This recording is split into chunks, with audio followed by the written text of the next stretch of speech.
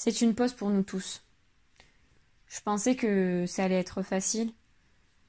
Oui, plutôt simple, oui. Mais au final, pas tellement parce qu'on est dans un confinement, donc on se retrouve avec soi-même. Et qui dit être avec soi-même, c'est être avec ses pensées. Euh, Ça a mené beaucoup de questionnements. Réfléchir à la suite, au chemin que nous voulons prendre. Et donc il y a eu beaucoup de questions sans réponse et elles le sont toujours.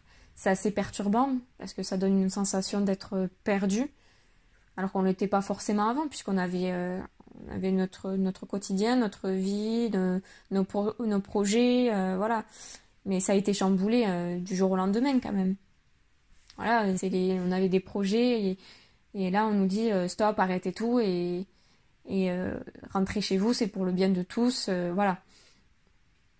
Et ouais, mais ça crée de l'insatisfaction, bien sûr.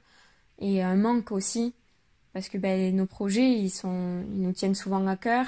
Et surtout, on aime aller jusqu'au bout. Il y a tellement une grande satisfaction quand on va jusqu'au bout de nos projets. Il y a toujours une très bonne sensation quand même. De se dire, ah, ok, je l'ai fait. C'est bon, je suis allée jusqu'au bout. Là, non, on l'a pas. Alors, pour certains, c'est reporté. Pour d'autres, c'est complètement annulé. Enfin bon, c'est pas, pas simple, mais au moins il y a une grande prise de conscience. Moi, pour ma part, c'est par rapport aux relations, à l'échange qu'on peut avoir avec les personnes et qui est super important en fait pour notre équilibre aussi.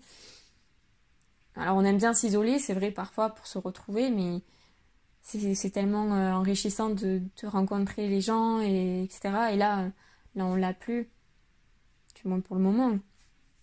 En fin de compte, dans ce contexte-là, dans ce confinement, ça fait quand même prendre conscience, alors dans la généralité, de,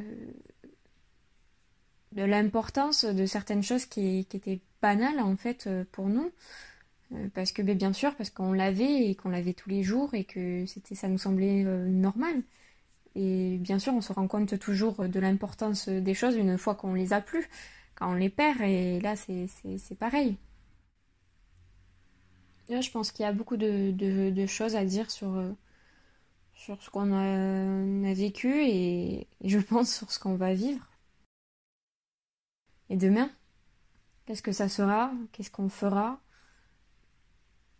C'est un peu la question.